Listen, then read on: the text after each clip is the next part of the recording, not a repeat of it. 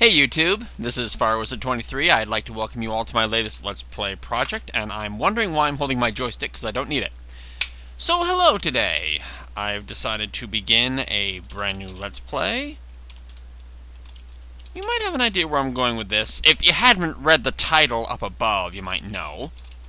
Let's see here, we're in the Sierra folder, and I wonder where I'm heading.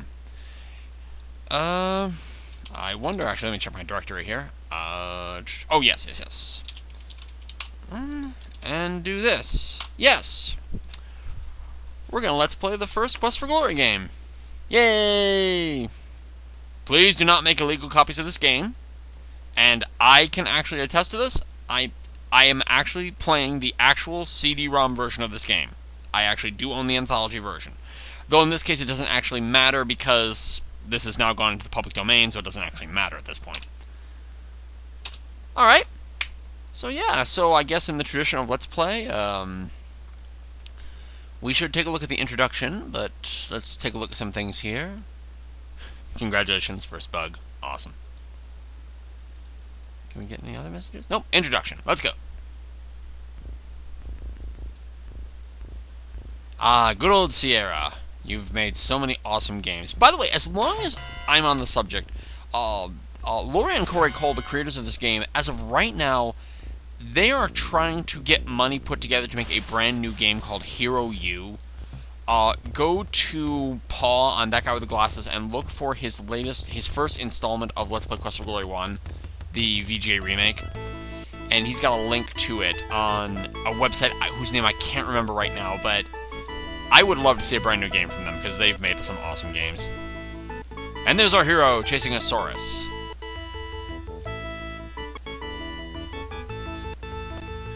Quest for Glory 1.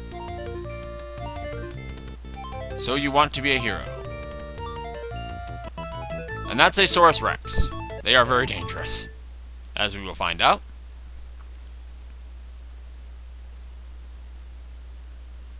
Written and directed by Lori Ann Cole. They're awesome. She's awesome. I know a couple interesting stories about this game, actually, and I want to say, I'm going to forgive myself right up front if I'm going to copy some dialogue here from LateBlt, who did a very excellent Let's Play of this several years ago, which was actually the inspiration for me to get into Let's Playing myself. Because this is a game that I actually really enjoyed when I was a kid. The whole series, actually, when I was younger. And I just looked it up one day on YouTube back in like 2007, and I saw his Let's Play of this, and I'm like, you know what, I can do things like that, and that's what actually got me inspired into Let's Plays. And I've had this kind of on the back burner for a while, because I wanted the whole Quest for Glory LPs to kind of get into the back burner and from everybody, and then I could kind of begin my own little set of it. So, here's our characters we can choose from. We have the fighter with the big sword. I have a big sword, I don't cut myself. The magic user with his magic, and the thief. So, if you can guess by my screen name, you probably know who I'm going to pick. The magic user. So here is the magic user. Let's name them FireWizard23. It will actually allow me the whole characters, and we can distribute some adventuring points. Now, the bug that LateBlt showed, where if I right-click with the mouse button... no, I'm sorry, if I hold right arrow, I can... Is it right arrow? Well, you can add 5 points. If I go to a skill that I have no skill in, it will cost 15 points to give that skill there. But then if I use the plus button, like I can use the plus and minus buttons to give myself 1 point at a time. You can say right arrow plus, and they say left arrow. You will actually give yourself 1 point in that skill, and only have lost a net of 11 points in your skills. I could actually give myself all the skills here.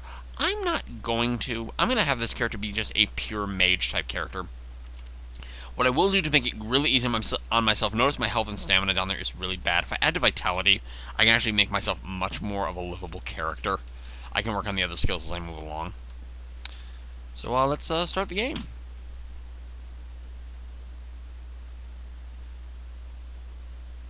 Let's speed up the game just a little bit.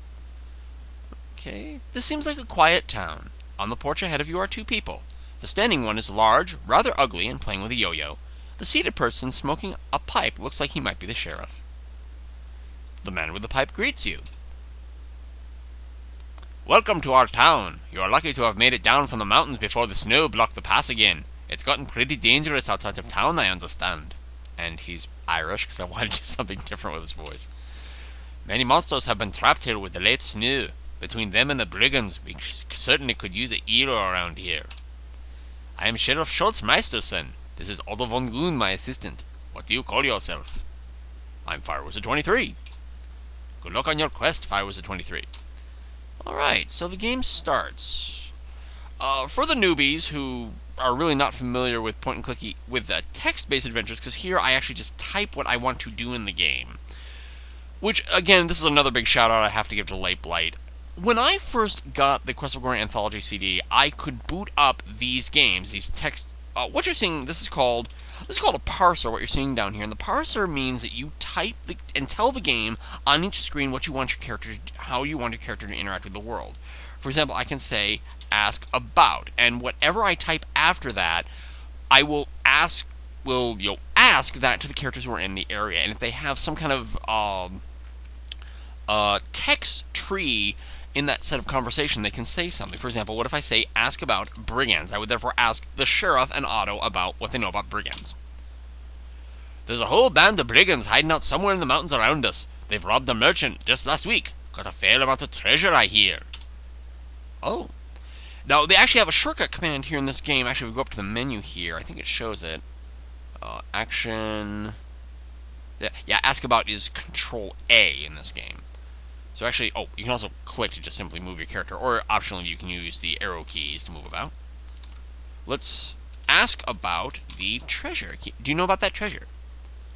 Obtaining treasure involves pushing yourself in danger. If you're brave, foolish, or lucky, you might get some treasure. That wasn't quite the treasure I was talking about. And sometimes, there's limitations on the conversation trees. But he mentioned a merchant. Can we ask about the merchant? The one who was robbed? He stayed at the inn, I believe. Can we ask about the inn? Actually, he's probably referring to, over here we see the Hero's Tale Inn. That's probably what he's referring to, but let's just make sure. Go talk to the innkeeper. He will help you there. Oh, do you know about this innkeeper? The sheriff says, you think I'm going to tell you everything I know about everything? Go look around and find things out for yourself. And he doesn't exactly like to be bothered about everything. But I do want to ask him one thing. What about Otto, this guy playing with the yo-yo? Otto is a very big help to me, the sheriff tells you. He's very smart for a goon. His prisoners only suffer a few broken bones when he grabs them. It took a bit of doing to teach him to bring prisoners back alive, but he hardly ever forgets now. Also notice that when I started the game, I had 1 point just for starting, and in the set of those conversation questions, I ended up with another point. This game awards you for asking questions because that is how a lot of that drives the narrative of the story. You learn about the world. You learn about what's happening in this game. And I feel bad because I feel like this whole business with text parsers, we've really lost a big part of the kind of the birth of gaming. How the original interactions used to be. Now it's so much, you just walk up to a character and talk with them and you just get conversation trees that you go with. But no, this is when you kind of had to figure out or logically ask things that make sense of other characters based on knowledge that you have. And I like that. I think that's a good thing. Now we also had a couple other things. We had Control T, which tells us the time. It is midday on day 1. This game has a day system and a day-night system. So right now it's day, but it actually can turn into night. Let's use the word look, which will just tell us about our surroundings. This seems like quite a... Oh, we already had this message. What were the other commands we had? We had Control I, which brings up our inventory. Okay, it tells us what we're carrying. We have 5 food rations. Oh, let's use the arrow here. 5 food rations, a dagger, and we're wearing leather armor. We have 4 gold coins, 10 silver coins.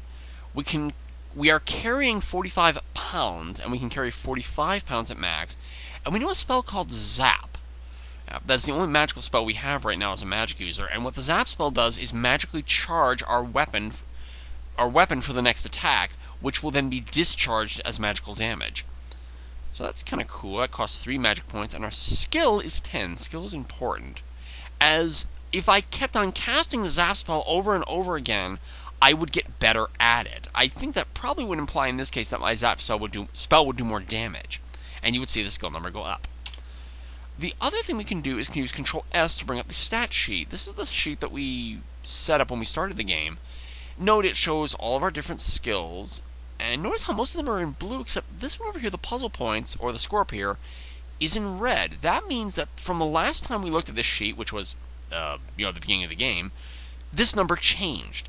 Anytime any of our numbers change, they will show up in red the next time we pull up the sheet. So actually, if I go out of it and pull it back up again, note it's blue now, so it's exactly the same way it was. So that can be something to watch on in these different stats just to make sure we understand how we're progressing. And we've actually used quite a bit of time here, and actually, I'm going to stop the video right here, because I'm going to kind of keep these episodes a little bit short. I don't want to just drag things out with this game. So to save our game, we can go up to the file. Save game is F5 in this game. Ignore what you're reading on the screen here. I should have cleared my save game data, but let's do started game. LateBlt, I started the game. I love the guy. He's awesome.